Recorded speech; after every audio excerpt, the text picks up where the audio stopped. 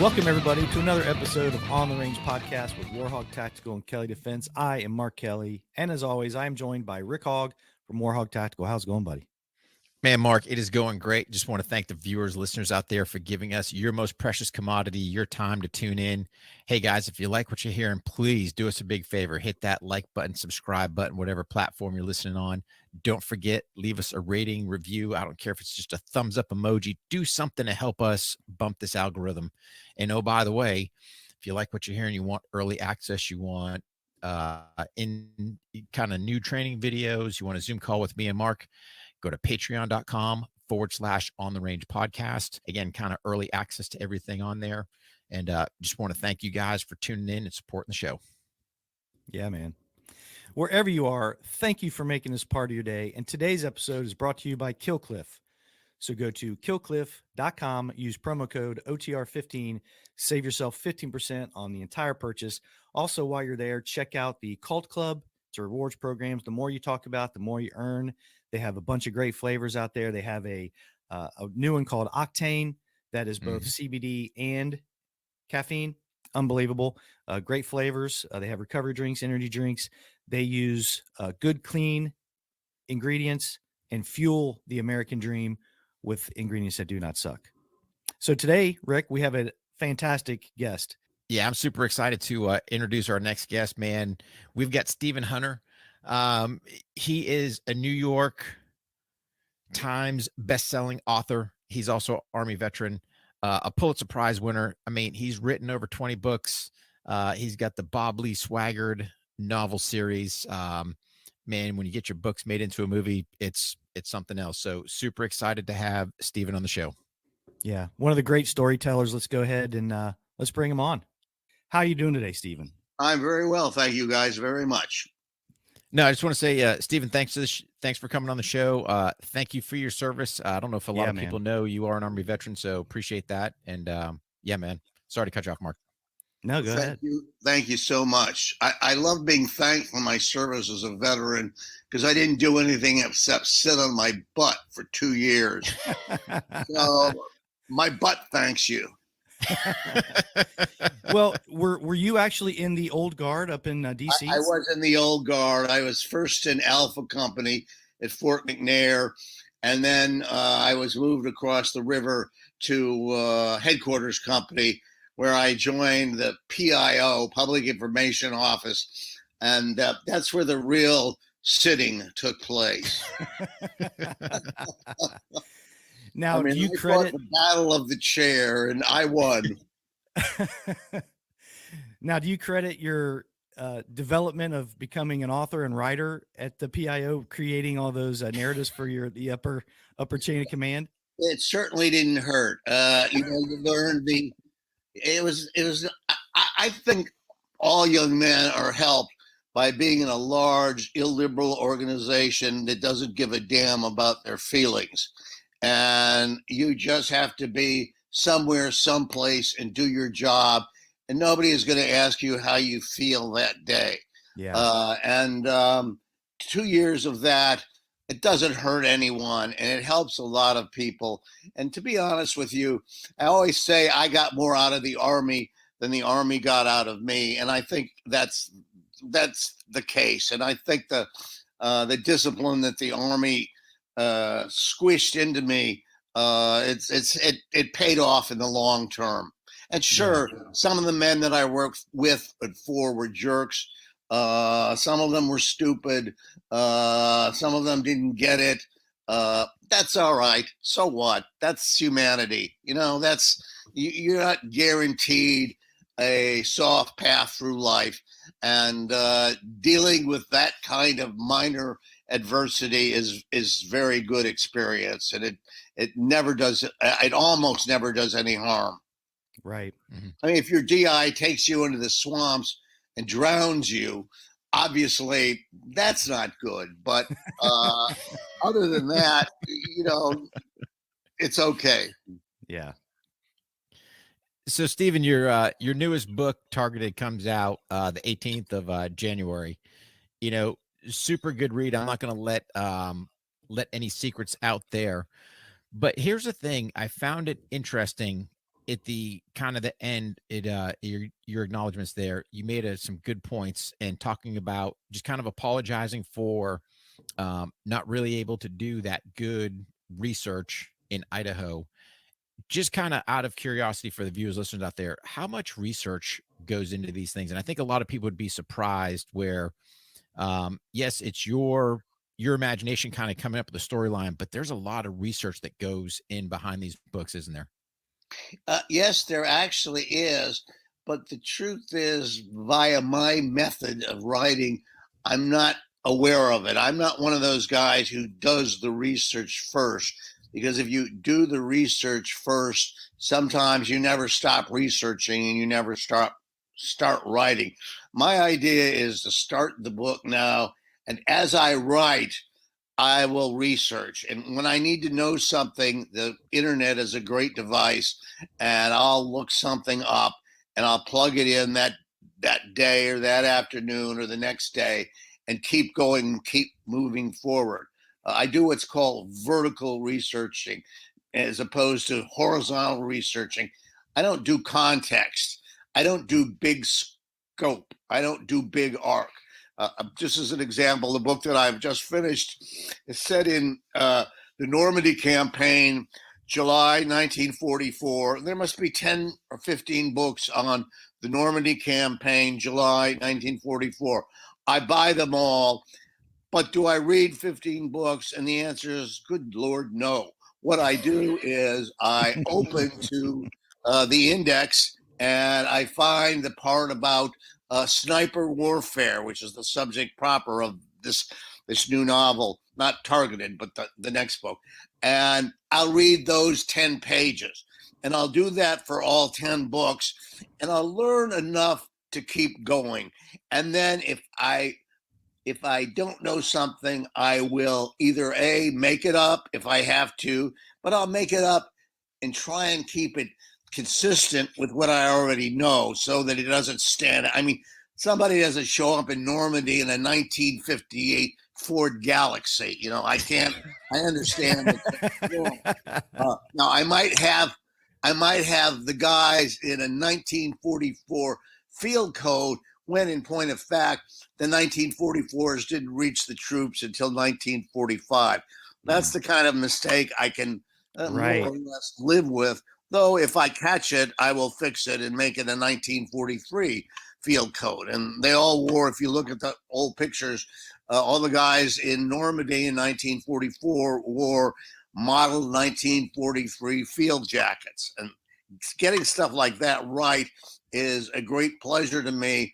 But if it doesn't happen, I'm not going to commit suicide. I mean, my job is to keep moving forward, make it as good as I can, and it just sort of at a certain point you have to let it go, even though it's flawed, and that's just the reality of the business. And there are just far too many people who have an unreasonable standard of perfection, and they never let it go, and it never gets finished, it never gets published, and all these years later they're still working on their research. So there you have it. Is that because your focus is on telling the story the way you want to tell it? Is that what it is? Exactly. Okay. I mean, what I'm interested in is sort of the interaction between the people as they progress through the obstacles that the plot puts in front of them. And if that's really more important to the book than whether it's a 1943 or a 1944 field jacket. And plus, if I always got the field jackets right, what would people comment on Amazon? I've got to feed that hungry beast out there of show-offs. Ha! I know something he doesn't know. Those were 1943 jackets, not 1944. And that's part of the game, I suppose. And Yeah. I just laugh at it and keep going. And the checks still seem to clear, so I think I'm okay. Yeah. So, Oh, that is great. Stephen, you bring up a great point, and I just want to kind of switch back in time here a little bit. So you figure when you first started writing, I'm sure you were kind of hunting and pecking, or if you were skilled, typing on a typewriter. But when you look at kind of writing when you first started, like how long would it take you to do a novel there versus kind of today with technology? I It don't know if has you're. accelerated radically. The first book from start to finish was about 2 years, and of course that involved a lot of retyping time.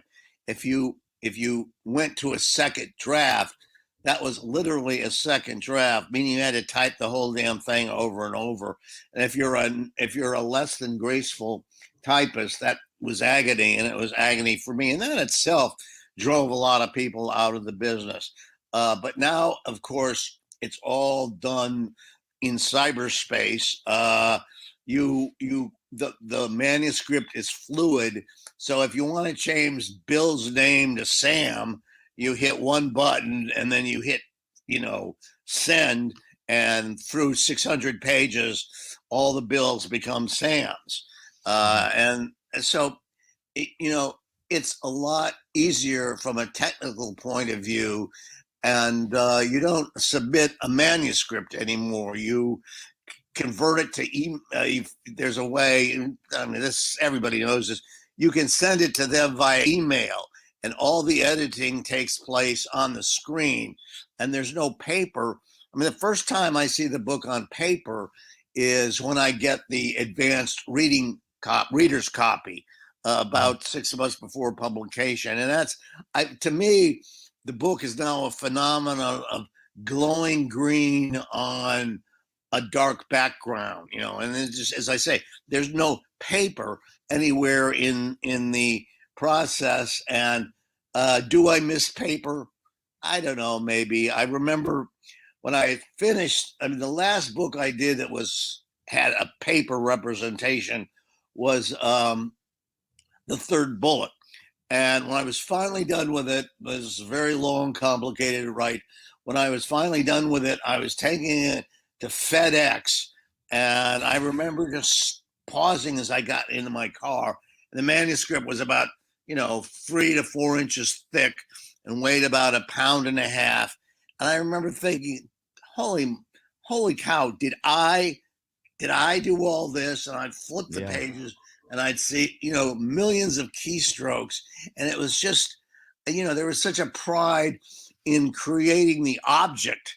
And I do miss not getting an object out of it. I mean, you sort of connect with certain rituals, and the ritual of sending the manuscript to New York, that was always poignant for me. I mean, I never thought I'd be at this point where I'd be sending manuscripts to New York. And so when I do it now, or when I did it up until whenever I stopped doing it, it was, it had some weight. It had some autobiographical meaning. And I miss that. I mean, again, the checks seem to still clear, so I don't miss it that much. If the checks stop clearing, that's when I'll start really missing things. Yeah. But it's just, it changes, and now you can do start to finish a book in about 6 months. It's just the whole thing has imploded, and it's gotten shorter and shorter and shorter. But the process is still the same: writing, cutting, rethinking, editing, getting other opinions, trying to accommodate suggestions of other people. It's still a narrative process. It's still an editorial process.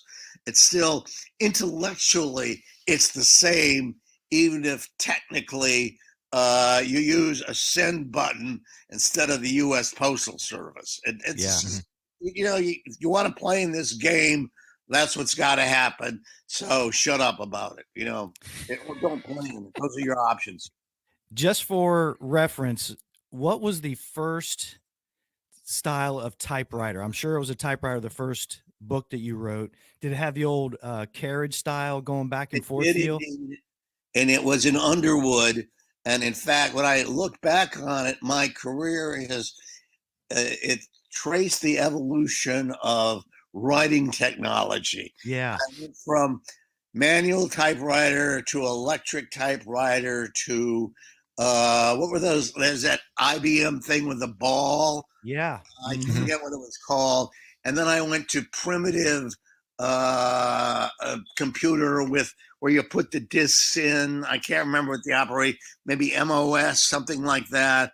Yeah, the old And word processors that they yeah, came out with. that's Yeah. it. And I found out one thing: it is not a good idea to spill jelly on your discs.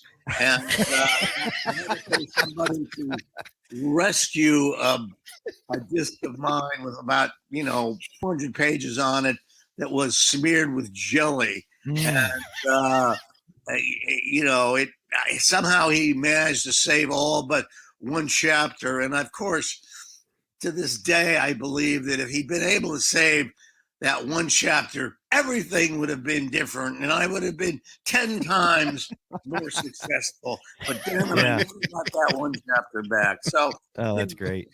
it just, and then now, of course, I'm working on a dedicated writing machine. Probably needs an update. I haven't updated in about 10 years. It's not connected to the internet, and I like it that way. I leave the internet downstairs because if the internet, and for all the good it does a great deal of bad. And one of the worst thing it does is it is the great distractor, and Mhm. you're one button away from virtually any place or anything in the world. And that, for someone like me whose grip on discipline is always tangential, that temptation would have destroyed me if I'd encountered it earlier. Yeah. And Steven, I got to tell you, man, tangential. I mean, your vocabulary, just when I opened up the book, right? And it'd been a while since I'd read one of your books. The first thing that struck me is just your use of vocabulary. And a lot of people that aren't readers, they forget that you can increase your vocabulary so much by reading. I just, man, first thing I was like, boom, right there in your face. I mean, have you always been um I guess big in the vocabulary part, or how is all that piece kind Yeah, of work? see, I hear that fairly frequently, and it's not something I'm really conscious of. It's just who I am and the way I operate, and I, maybe I talk and write too fancy. Maybe that's cost me some readers who don't like fancy and who don't like big words. And I don't know, who can say but it's not a conscious showing off thing. Now, I've written some books in the voice of an Englishman or even a Victorian Englishman, and that in those books, I'm consciously aware of vocabulary and trying to use words, make choices and sentence structure in such a way that it recalls the 19th century. Mhm. However, when I'm writing, general mainstream fiction, telling general mainstream stories, then I just do what seems best at the time. And whether the vocabulary is elevated or degraded is not something I'm consciously thinking of. It's just pouring straight from my subconscious into on through the vessel of my hands to the keys on the keyboard into cyber reality. And it's just how I talk and how I think and how I write. And if I just have the opinion that if I pay too much attention to it, it'll dry up. It's Mhm. best just to sort of try and do this sort of stuff as unconsciously as possible. Just let it happen between your imagination and the electronic page without a whole lot of stops in between. And then you know, you can always fix it, sort of. You can make it better. Can you make it great? I don't know. Can you make it a masterpiece? I don't know. It hasn't happened to me yet. But you can take something that's okay and make it good, or you can take something good and make it pretty good. And those are the kind of practical improvements that a professional writer ought to be able to do. And if I'm going to call myself, if I'm going to do this for a living, I better be able to do that. So whether I want to or not, that's part of the obligation of the craft. Mm-hmm. So writing stories isn't your only gig. You've done journalism as its rawest form as well, correct? I have indeed. I wrote movie reviews for, Right. oh gosh, 16 for 27 years. I saw 300 movies a year for Oh my gosh. 27 years. I saw way too many movies. At the time, newspapers were different then, and they were much bigger, and they had this huge torrent, this river of money pouring into them called classified ads. Well, all that went away, and so they've had to narrow down. They've had to focus. They've had to cut staff. Everybody on a newspaper now does 4 or 5 jobs. When it used to be everybody on a newspaper did one half of one job some of the time. And the rest of the time they hung out at the water cooler or hid in the men's room or patrolled the halls or, newspapers were deadwood farms for years and years. There were, it's like a skeleton. You could fire everybody who had a byline on the paper on a single day and still put out a paper the next day because there'd be enough dead wood left to go into those jobs. Not anymore. Now it's a real sort of desperate scramble to fill the paper every day. And to be honest, now that I think about it, I don't think anything I've written has quite caught that reality. The new newspaper as opposed to the old newspaper, or maybe that would be a kind of an interesting place or way to go. It's that craft that, like the book writing, has changed enormously over the years. And again, you either adjust or you retire or resign or sell stocks and bonds or something. It's just change is merciless. It's just like I'm quoting Lenin or someone or Trotsky, who said that you may not be interested in history, but history is interested in you. Well, it's also that can be said of a number of that structure can be used. And in my life, it's you may not be interested in change, but change is interested in you. Mm-hmm. And I've seen vast changes in production come to the newspaper business, and I've seen it destroy generations of men. When I got to the Sun in the early 70s, all those guys were World War II veterans. All those guys wore coats and ties and worked in them to work. All those guys smoked 2 or 3 packs a day, or cigars or pipes. The newsroom was like the gas attack at Ypres in 1916, and that's all gone. And that generation, when the computers first came in, many of them conceptually couldn't make the leap. I mean, they were very good journalists.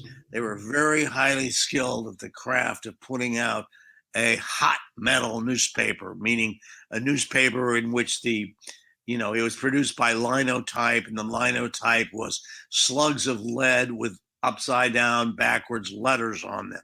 And they could do that in their sleep brilliantly, day after day after day. But suddenly this new thing came along, and just a lot of them could not make the shift. It was just too intimidating for them, and they couldn't really wrap their minds around it. And there were some suicides. There were some men who suddenly felt useless, and they finish themselves off rather than confront their uselessness or try to deal with it.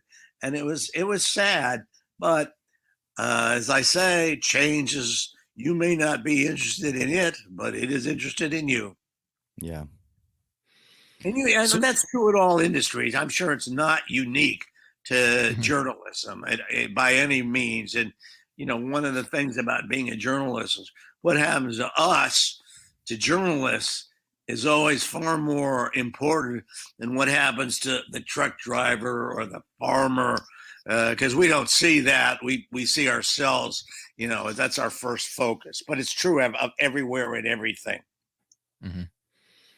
So, Stephen, what was it like kind of seeing some of your books out there actually put into movies? What was that kind of from your standpoint? And then how much were they adjusted, or how much input did you actually have on the studio to make sure that your story was being told I in had its truest fashion? I had ceremonial input, meaning they pretended to listen to me.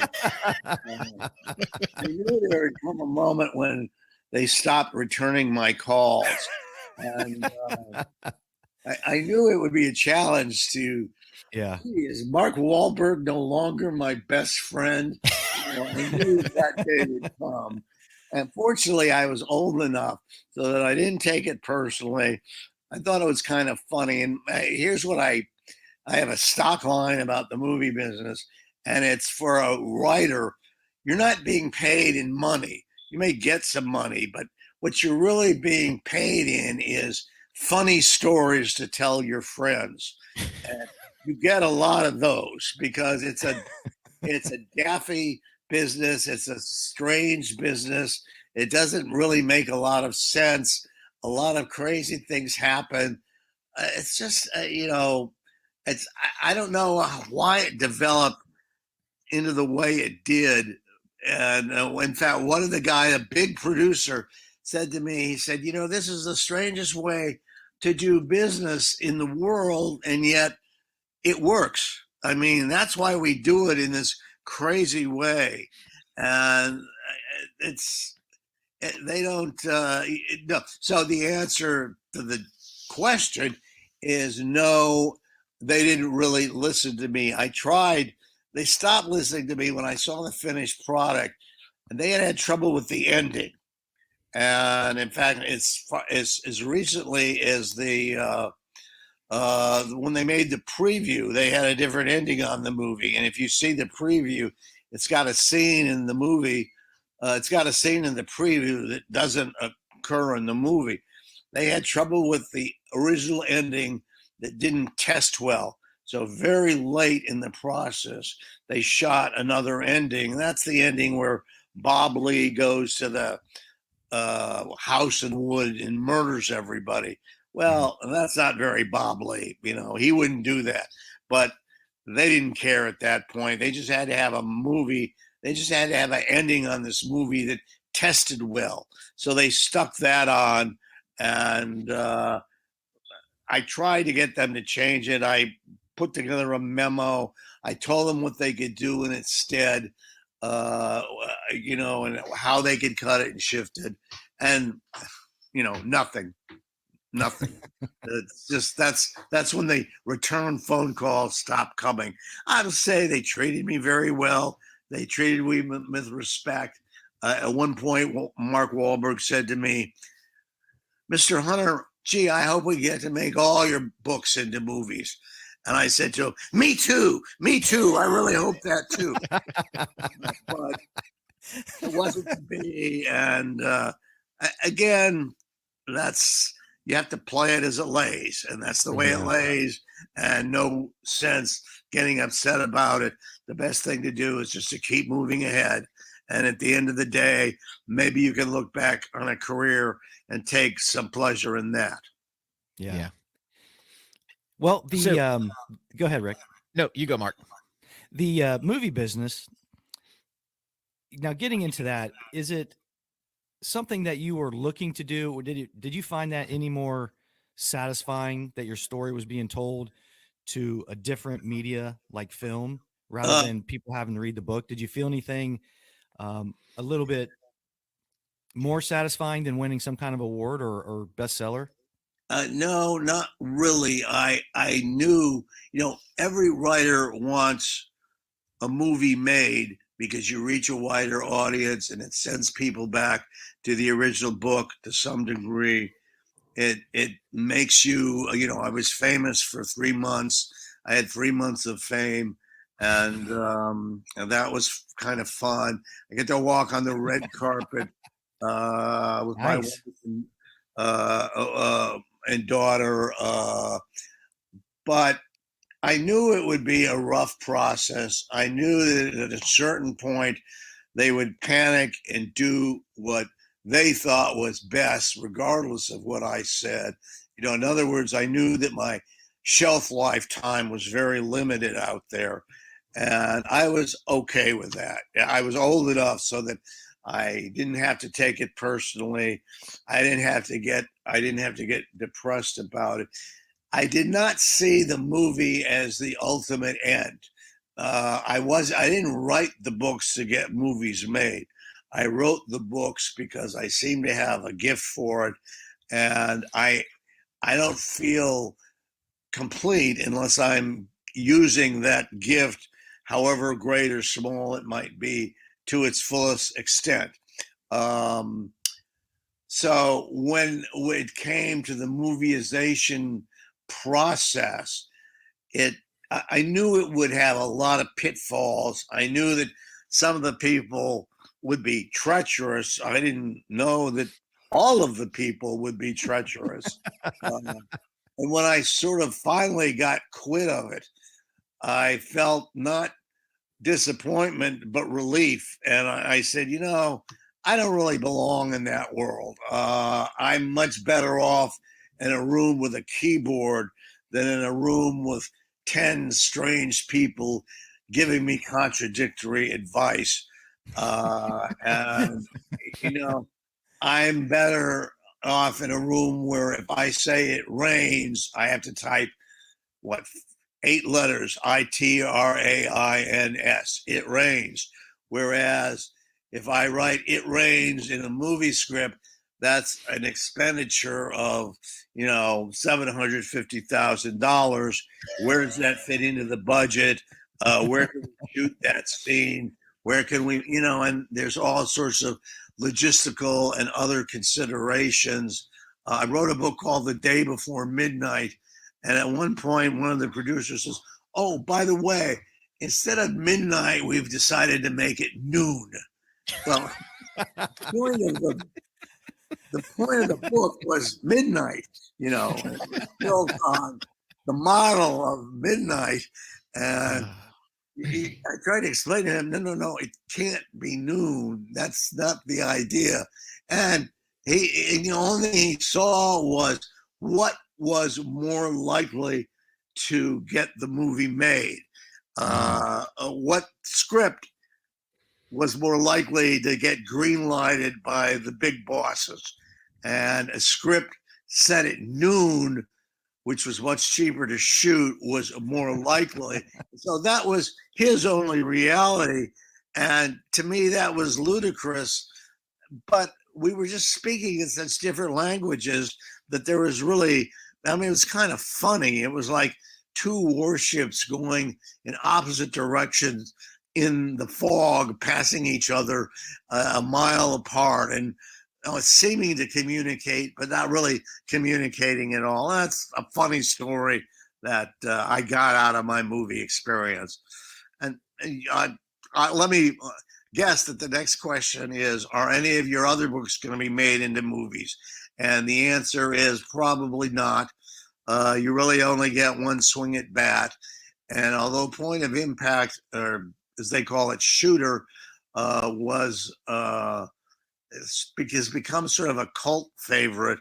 And in fact, it was on the Paramount channel last night, I happened to notice. It didn't generate enough in overall world profits to make a sequel and to make the other books possible. Now, it did spin off into USA TV series with Ryan Phillippe for 3 years, and I made some more money off of that. But as I watched, it got further and further from the books until it was set on a different planet. Instead of setting Yeah.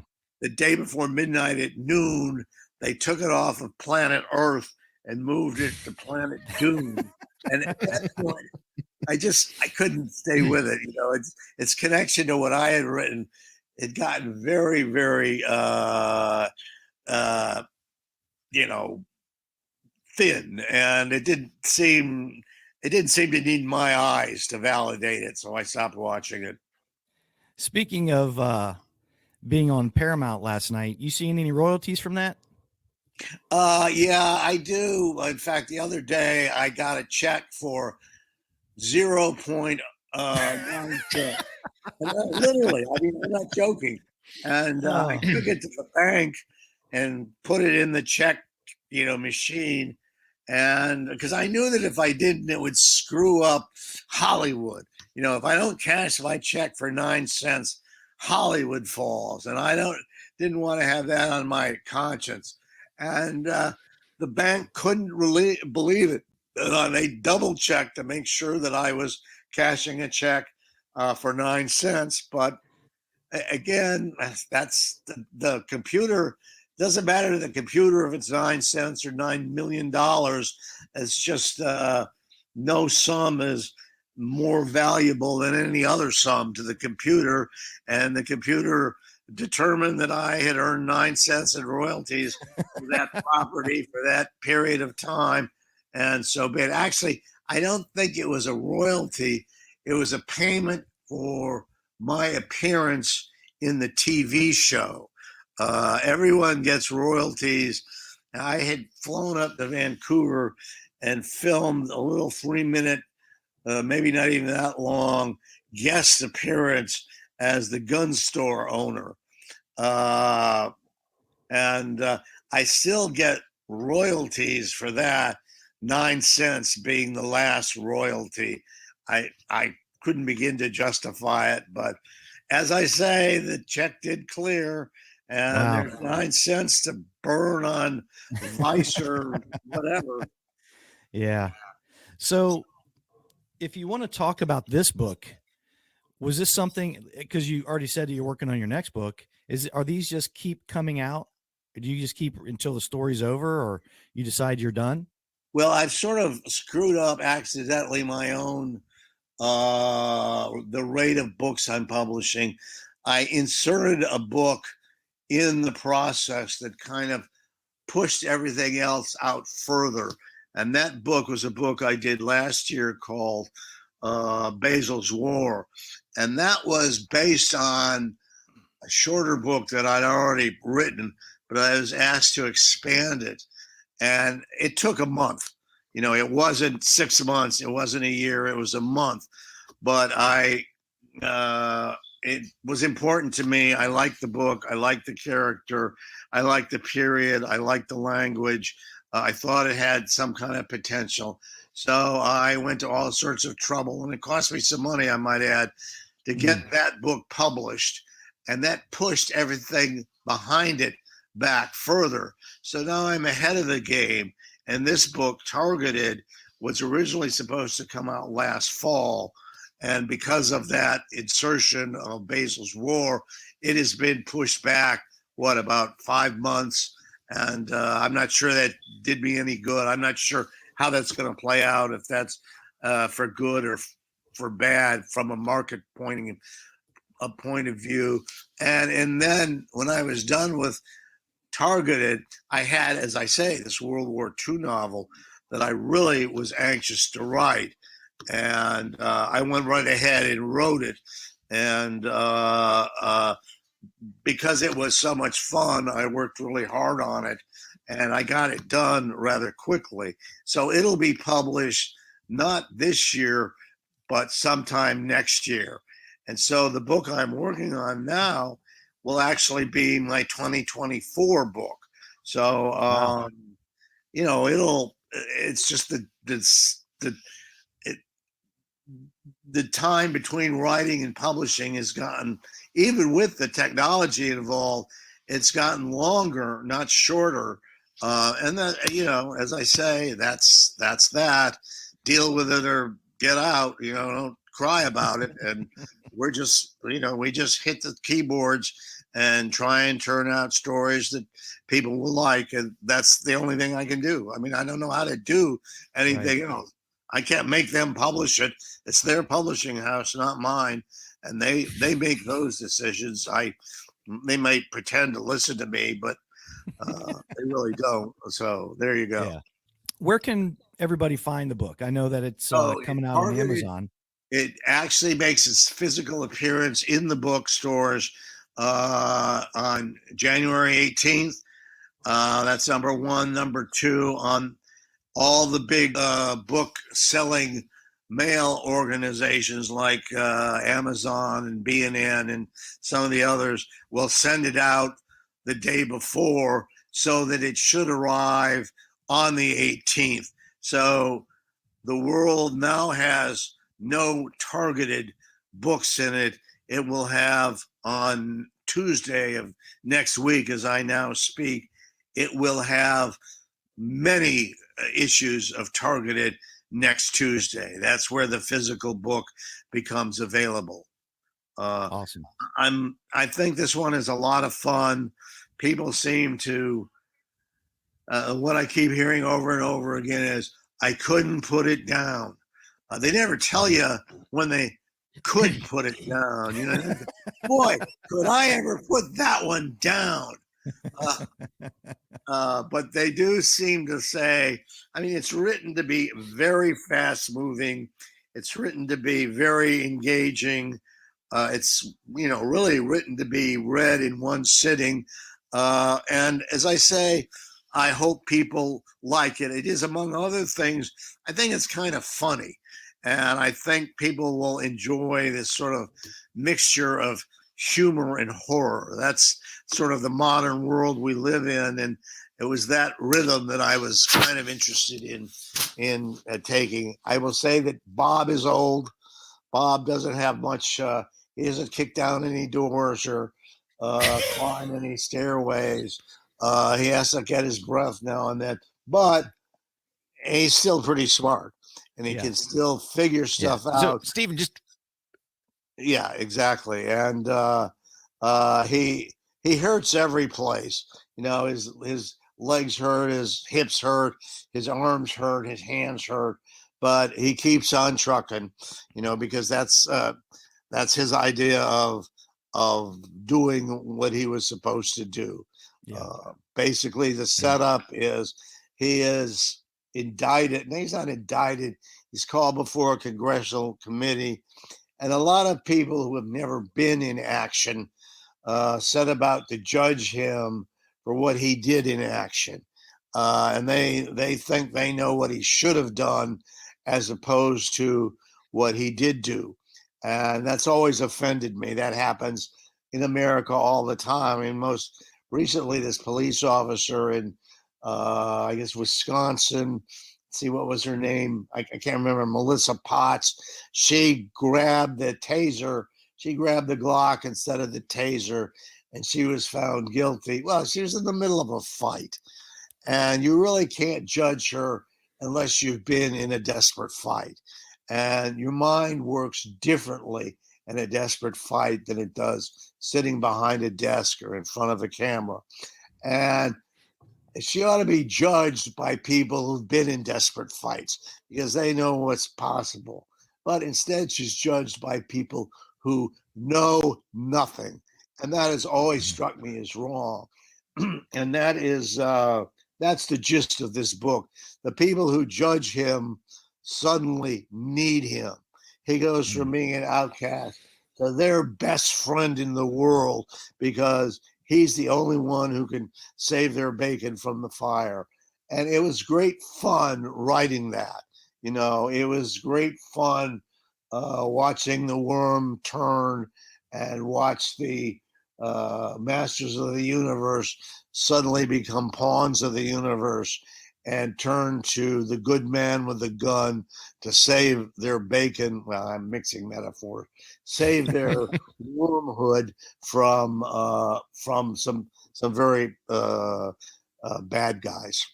How did Bob Lee come about, and Oh, you how kind of did having Bob Lee him come as a about? character for so long? That was a long time ago, and the results, my memories are sort of hazy, but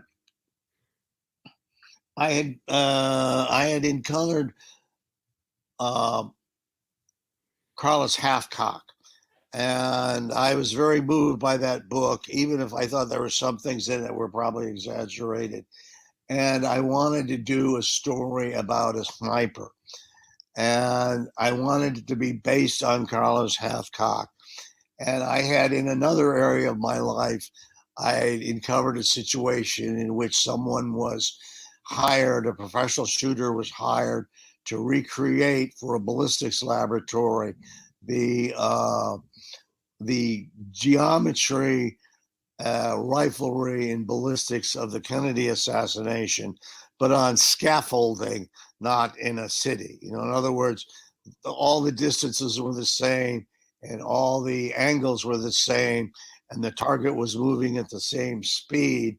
And he was using the Mannlicher Carcano 6.5, but he was on a scaffolding in the middle of the Maryland woods, H.B. White ballistics laboratory. And that image, I thought how I could combine the two of those is the beginning of a story. And really, without too much more than that, I started to write, and I wrote and I wrote and I wrote and I wrote. And the years passed, and all my hair fell out, and I had no idea what I was doing. And a very good editor at Bantam, Ann Harris, sort of saved the book for me. She went through it very assiduously, and she bought into it, even though it wasn't probably her cup of tea. She's a sophisticated New York editorial type. She didn't know anything about guns, but she let me have my head. And she understood that I was at my best when the gun was primary to my imagination. And we eventually got it ironed out. There was a time when I stopped working on it, and I worked on, this was another Hollywood misadventure.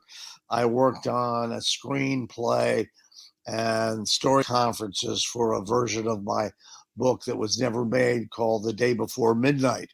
That was where someone said, "Oh, make it the day before noon." And Yeah. anyway, I had to come back to it, and I'm not sure if that didn't help it. Getting away from it sometimes and forgetting it, and then coming back to it fresh probably helps a narrative more than it hurts it. And that book, at one point I had to cut 200 pages. Whenever I didn't know what to do, I wrote either a meeting or a gunfight, whether it needed it or not. So in the end, I had 800 pages of meetings and gunfights and no story. Yeah. And so at one point, I realized I was at page 450 and there hadn't been a crime yet. It helps if there's a crime somewhere in these books. And I just kept beating my head against it over the years. And at a point, specifically revolving around Bob, in order to make him real, it's not that he was based on Carlos, but I had to break him away from Carlos and make him my character. And that's why I invented the backstory. That's why I invented the Swagger family. That's why I invented his father, Earl. That's why I made Polk County, Arkansas, which I'd never heard of before I started, a kind of, like Yoknapatawpha, like Faulkner's Yoknapatawpha County, the origin and the history and the families going back over the years. And all of that stuff was not planned. And another interesting thing is Nick Memphis, the character, Bob's sidekick through many an adventure.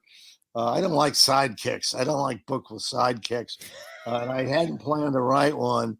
And somehow Bob ended up with a sidekick. I don't know where it came from. It's not on Well, any. you gotta work Nick Memphis in there somewhere. You can't let that name go. Exactly. It's not a Steve Hunter book without Nick Memphis. And I still am trying to figure out what his name means. Is he Egyptian? I don't know. I don't know. So maybe he's from Tennessee. Anyway, you know, stuff happens, and it's you improvise, you make things up, you make changes, you deviate from the outline, you return to the outline. It's not a clear process. It is just a process of getting through it. And sometimes it's ugly. It's like a football game. You never know in which quarter some things work and other things don't. And you hope at the end of the day, more things work than didn't work. And, that's all that you just do it. You just keep bumbling along, and you hope that in the end you have enough skill to make it interesting enough for someone to publish. And that's all my books have been written with that in mind, with that goal, not to just to get the damn thing done and out is the point. It's no point in doing it if it sits on a computer file forever and ever. So, Yeah. trying to be a professional is what I'm saying. Mhm. Man, that's awesome. I mean, and here's the beauty, Stephen, is you don't have to worry about having any jelly, hopefully smeared on the disc so that you have all your content there. I have learned, however, to keep jelly out of the computer room. It's just on sound principle. Well, we really appreciate you being here. I'm sure your promotion tour and all that stuff's getting ramped up, and it's just been a pleasure letting us pick your brain. And you just do a magnificent job of telling stories. And the nice thing, it's like golf. You can do it the rest of your life. You know what I mean? You don't have to quit, and we hope that you don't. So we really I appreciate you hope I being here. don't either, because it keeps my brain more or less organized. And I want to thank you guys. Great questions. I hope I didn't talk too long. I hope you enjoyed it and your listeners enjoyed it. And, I believe me, I appreciate the assist it'll give me in getting the thing before the public. Oh, yeah. Yeah. And thank you for your service again. Really appreciate it, Stephen. So just don't hang up yet. We're going to go ahead and wrap this up, and we'll sidebar, but appreciate you having you on the show.